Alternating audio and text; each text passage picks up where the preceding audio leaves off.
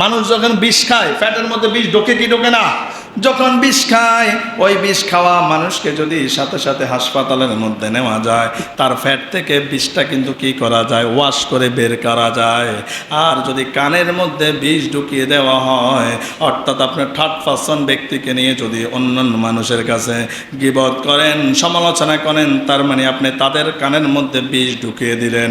এই বিষ কিন্তু কশ্চিনকালেও বের করা যায় না। জোরে বলুন ঠিক কি না?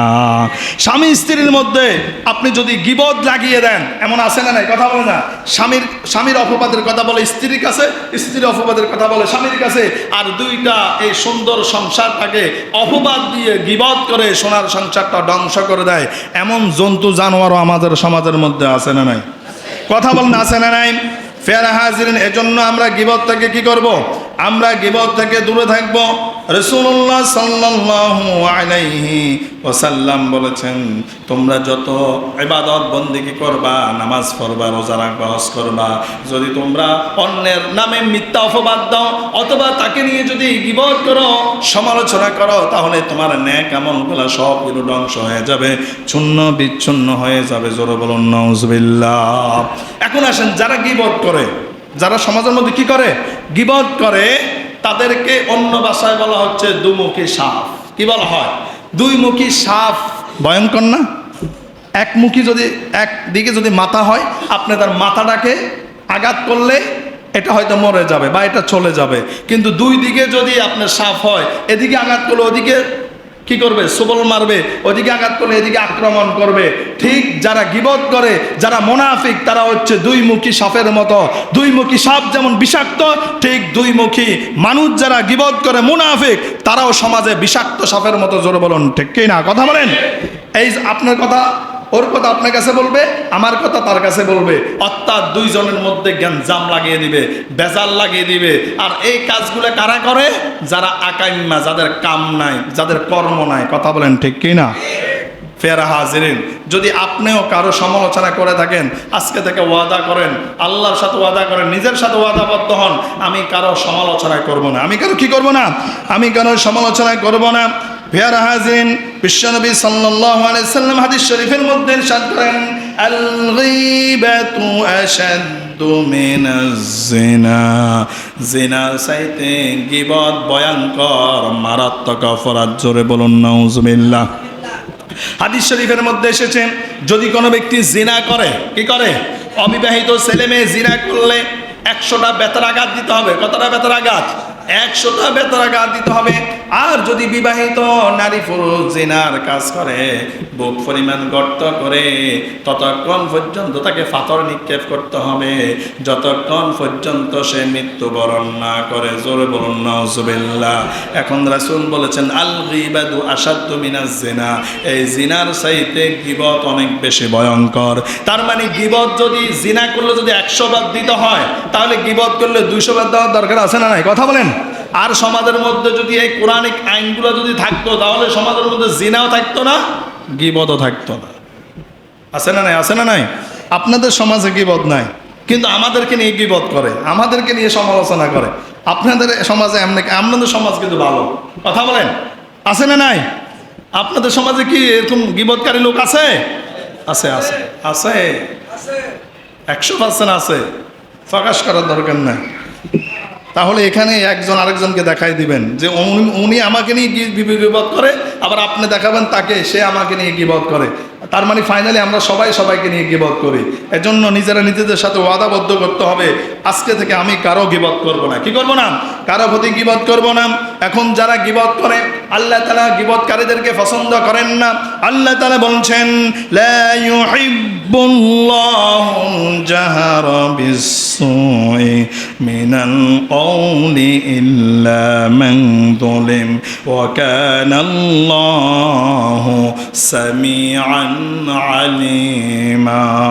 আল্লাহ তাআলা বলেন, ওই ধরনের ব্যক্তিকে আমি ভালোবাসি না, আমি অপছন্দ করি, যেই ব্যক্তি খারাপ কথা প্রচার করে, যেই ব্যক্তি গীবত করে, অন্যের সমালোচনা করে, ওই ব্যক্তি, যেই ব্যক্তি অন্য মানুষকে নিয়ে এমন কিছু আলাপ আলোচনা করে, আচরণ করে, যে আচরণ, যে কথাবার্তার কারণে তার মনের মধ্যে কষ্ট এসে যায়, আল্লাহ বলে তুমি কি তার নামে সত্য বলছো নাকি মিথ্যা বলছো।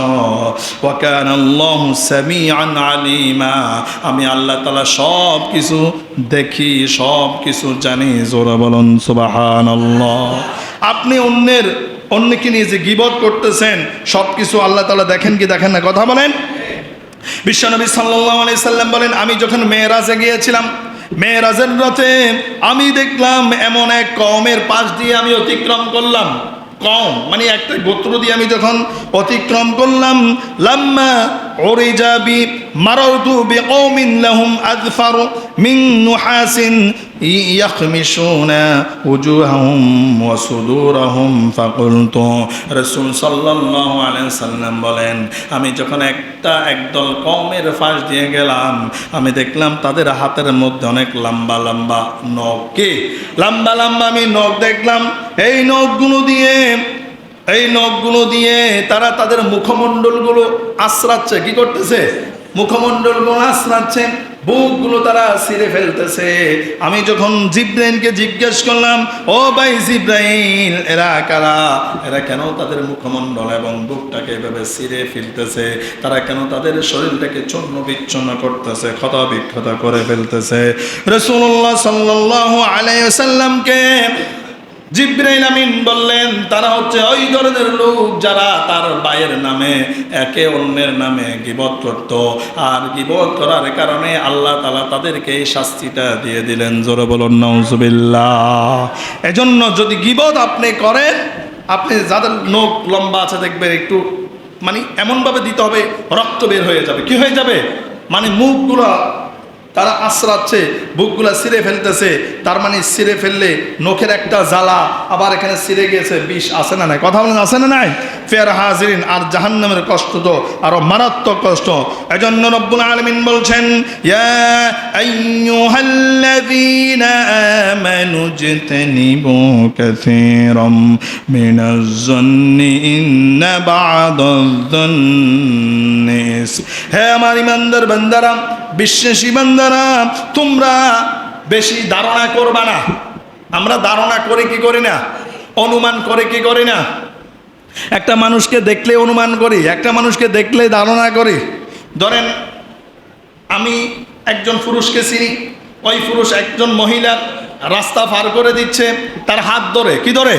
হাত ধরে রাস্তা পার করে দিচ্ছে। আমি অনেক কিছু মন্তব্য করতেছি, এমন হতে পারে এটা তার স্ত্রী, এমন হতে পারে এটা তার মা, এমন হতে পারে এটা তার বোন। কথা বলেন আছে না নাই? তাহলে একজন পুরুষ তার বোনের হাত ধরতে পারবে কি পারবে না? মায়ের হাত ধরতে পারবে কি পারবে না?